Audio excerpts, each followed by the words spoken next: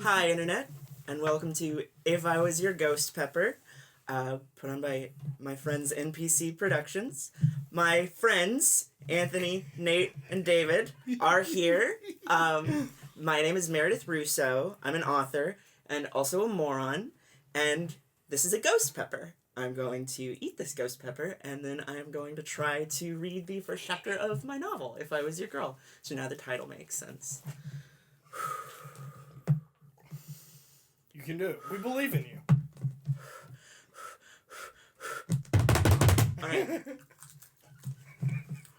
The bus smelled of mildew, machine oil, and sweat.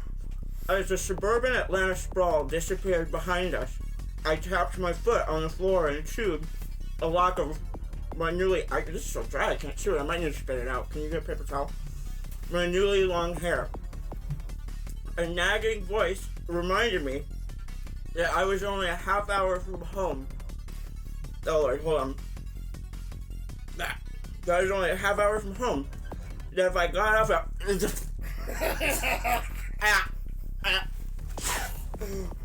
if I got off at the next stop and walked back to Smyrna by sunset, I could be in the comfort of my own bedroom. The familiar smell, oh my god, of my mom's starchy cooking in the air. She would hug me and we would sit down and watch awful reality TV shows together, and she would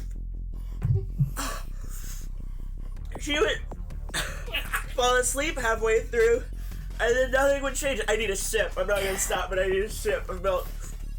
Nothing would change, but I would still be in danger.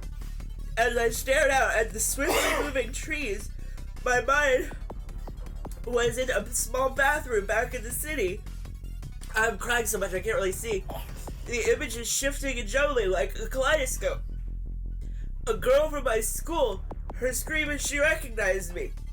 Her father rushing in. I think I've hit my stride. His rough, swift hands on my neck and shoulders. My body, one step. My body hitting the ground. You okay? A voice practically screamed in my... when I breathe, it hurts worse. Screamed in my ear. I looked up to see a guy wearing earbuds, his chin resting on the back of the seat in front of me. He gave me a lopsided smile as he pulled out the headphones. Sorry. It's fine, I said. He stared at me, drumming his fingers on the headrest. Gotta get that thing off my phone before I touch it later. His headrest. I felt like I should say something, but I didn't trust my voice not to give me away. Where are you headed? He draped himself across the back of his seat like a cat, his arms nearly grazing my shins. I wished I could roll up into the... Oh my god, it hurts so bad. Right. You got pepper on your face. Oh Lord. Oh god. Right? No. Okay, I'll fix it in post. Lambertville, I said quietly, up in Hecate County. I'm going to Knoxville, he said, before going on to talk about his band, Gnosis Crank. I realized oh my god. Why did I do this? I realized he'd only asked about me as a formality so he could talk about himself, but I didn't mind. It meant my tongue hurts. It meant I didn't have to say that much. He told me about playing their first paying gig at a bar at 5 Points. Cool, I said. What kind of music do you like? He said. I'm not really sure, I said. I actually liked electronic and dance music. Sometimes the only exercise I got was from dancing alone in my bedroom, safe from people who would make fun of me for enjoying myself. Saying I don't know was just a defensive habit at that point. Most of our songs are online if you want to check them out. I will. How do you get that black eye, by the way? Oh god, snot's everywhere. Oh, everything's running. Was it your boyfriend, he asked? My cheeks burned. He scratched his chin. He assumed I had a boyfriend. He assumed I was a girl. Under different circumstances, that would have thrilled me. I fell down, I said. His smile turned sad. Get that away from me. That's what my mom used to tell the neighbors. He said, my eyes are like pulsing in my head. He said, like I could feel veins in my eyes. You're doing great. You're doing great. She deserved better, and so do you. Okay, I said, nodding. Maybe he was right, but what I deserved and what I could expect from life were two different things. Thank you. No problem, he said, as he put the headphones back in. Oh. He smiled and added, nice meeting you, way too loudly, before returning to his seat. As we headed north on I-75, I texted Mom, letting her know I was okay, and halfway there, she wrote back that she loved me, though I could feel... I don't care that this sweater's nice. Though I could feel her worry through the phone. Every time I think it's going away, I keep thinking, oh, it's going away. I imagined her in our house all alone, Carrie Underwood playing on, oh, even my snot burns, on loop while the ceiling fans whispered overhead, her hands covered in flour folded on the table in front of her. Too many biscuits in the oven, because she was used to cooking for two. It goes in cycles. It goes in cycles. If I had had the strength to be normal, I thought, or at least the strength to die, then everyone would have been happy. Oh, this chapter still has so much to go. Next up, you know what? At least I'm holding out longer than Ego Raptor did on that other channel. Next up, Limberville. The bus driver called over the harsh tinny intercom. Outside the windows, none of the scenery had changed. Meredith, how does it feel to be in Flavortown?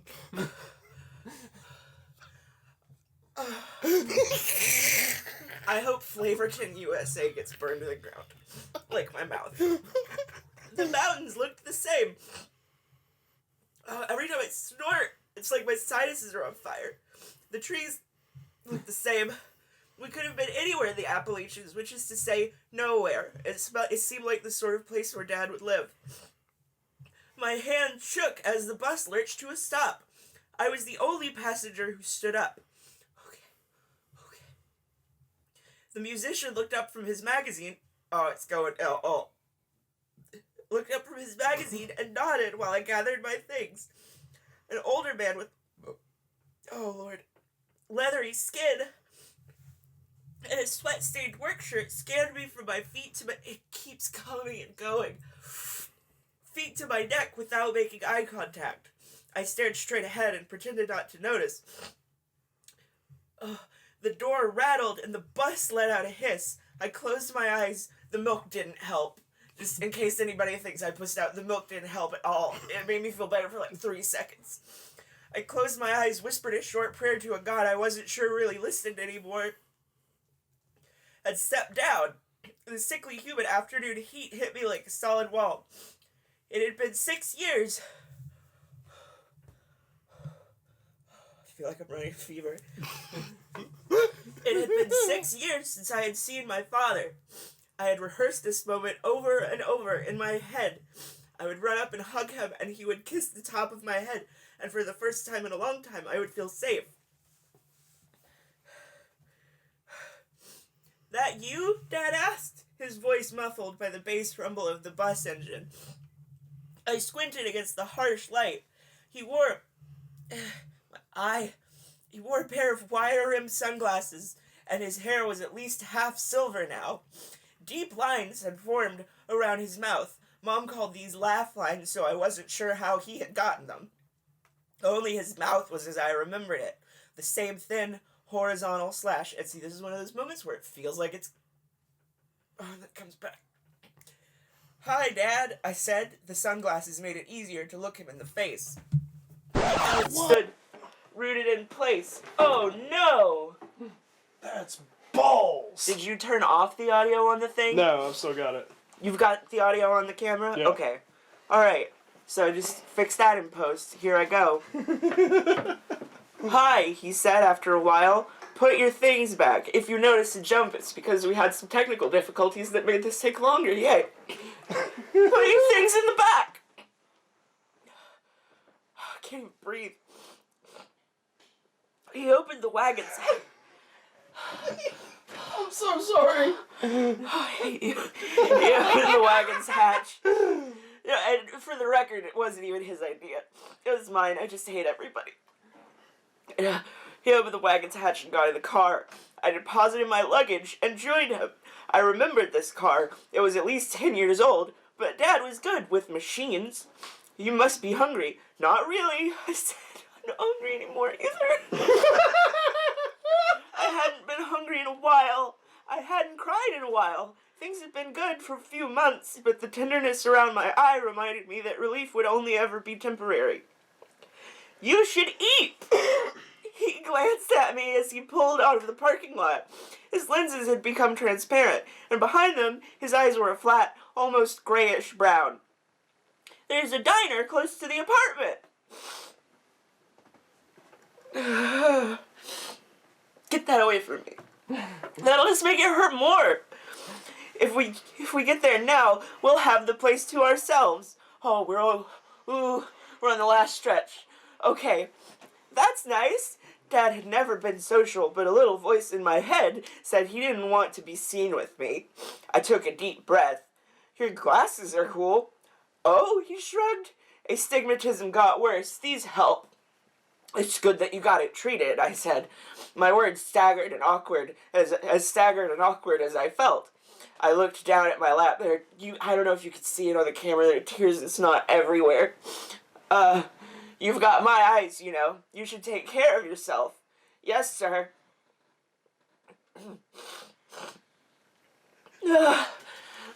We'll take you to the optometrist soon. Need to get your eye looked at after that shiner anyway. Yes, sir. A billboard rose from the trees to the left, depicting a cartoon soldier firing red, white, and blue sparks from a bazooka. General Blamo's fireworks shack. Okay, I think I'm close. We turned into the sun, so his eyes were hidden again, his jaw set in a way I didn't know how to read. What did Mom tell you? She was worried about you, he said. She said you weren't safe where you were living. Did she tell you about what happened sophomore year? When I was in the hospital? His knuckles whitened. Everything, his knuckle, I feel like I just ate, soup that was way too hot, but, I filled my whole mouth up. She was worried about you, he said. She said you weren't safe where you were living. Did she tell you what happened sophomore year when I was in the hospital? His knuckles whitened on the steering wheel. He stared ahead silently as we passed an old brick building with a tarnished steeple. The sign read, New Hope Baptist Church. A Walmart loomed behind it. We can talk about that later. He adjusted his glasses and sighed. The lines in his skin seemed to deepen. I wondered how he had aged so much in 6 years, but then I remembered how much I had changed too. Sorry, I said. I shouldn't have brought it up. I watched the Patchwork Tobacco Farms roll by. Just laugh it up, Fuzzball. It's just, you never called or wrote. Wasn't sure what I could say, he said. It's been hard coming to terms with everything. Have you come to terms now that you've seen me? Give me time, kiddo. His lips puckered as they formed the last word. So unusually informal for him. I guess I'm just old-fashioned. The turn signal clicked in time with my heart as the car slowed. We pulled up in front of the Sartoris Diner car, an actual converted railroad car on a cinder block foundation. I understand, I said. I imagined how I must look to him, and my mind leaped to fill in all the worst things I had ever felt about myself. It's down here now. My name's Amanda now, though, in case you forgot. Okay, he said. He killed the engine, opened the door, and hesitated. Okay, Amanda, I can do that. He walked to the front door in that clockwork way of his, hands in his pockets and elbows pointed at symmetrical angles. I couldn't help seeing my reflection in the window. A gangly teenage girl with long brown hair in a cotton shirt and shorts rumpled from travel. I feel like my lips are on fire. A bell jingled as we entered the empty diner. Okay. A sleepy-eyed waitress looked up and smiled. Hi, Mr. Hardy. Afternoon, Marianne, he said, grinning broadly and waving as he took a seat at the counter. That smile gave me a feeling of vertigo. He had smiled when I was 7, and I told him I wanted to try out for Little League Baseball. He had smiled when I was 9, and I agreed to go hunting with him. Heard your granny had a stroke. How y'all holding up? She says heaven don't want her and hell's afraid she'd take over, the girl said, pulling a notebook pen from her apron and walking over. The physical therapy's been a bear, though.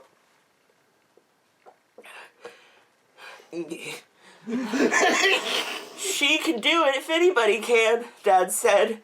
He slid his menu to her without looking at it. Sweet tea and a Caesar salad with chicken, please. She nodded. And who's this with you? She asked, turning to me. Oh, everything burns. My eyes whipped from her to Dad. I'm Amanda, I said. She looked like she expected more information, but I had no idea what Dad had told people about his family.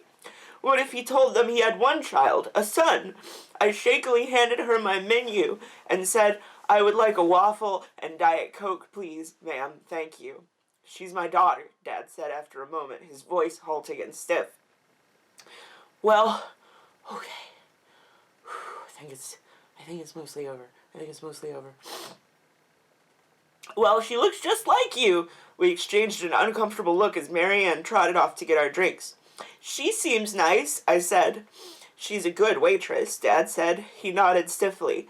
I drummed my fingers on the counter and wiggled my foot back and forth absent-mindedly. Thank you for letting me stay with you, I said softly. It means a lot. Least I could do. Marianne brought our food and excused herself to greet a pair of white-haired older men in plaid work shirts. One of the men stopped to talk to Dad. His nose was round and spiderwebbed with purple veins, his eyes hidden under storm-cloud brows. Who's this little beam of sunshine? He asked, leaning past Dad to wave at me. I might not even need the milk. Okay. Amanda, Dad mumbled. My daughter. The man whistled and slapped Dad's shoulder. Well, no wonder I ain't seen her before. If I had a daughter as cute as this, and I'd keep her hid away too. My cheeks burned. I leaned over the counter, trying to hide my face. You just tell me if any of the boys get too fresh now, and I'll loan you my rifle. I don't think that will be a problem, Dad said haltingly. Oh, trust me, he said, winking. I had 3 daughters, not one of them as pretty as this one here in their time, and it was still all I could do to keep the boys away. Okay, Dad said. Thanks for the advice. Looks like your coffee's getting cold. The man said goodbye, winked again, and walked stiffly to his seat. I turned my attention straight ahead. Out of the corner of my eye, I noticed Dad doing the same. Ready to go? He asked firmly. He got up without waiting for a response and threw a $20 bill on the table next to our half-finished meals. We didn't make eye contact as we got in the car and pulled out of the parking lot.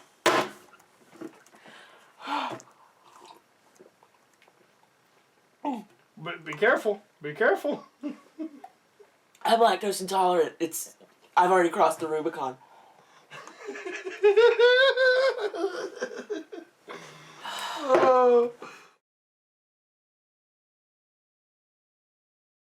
So how was that? Oh, it was awful. It was terrible.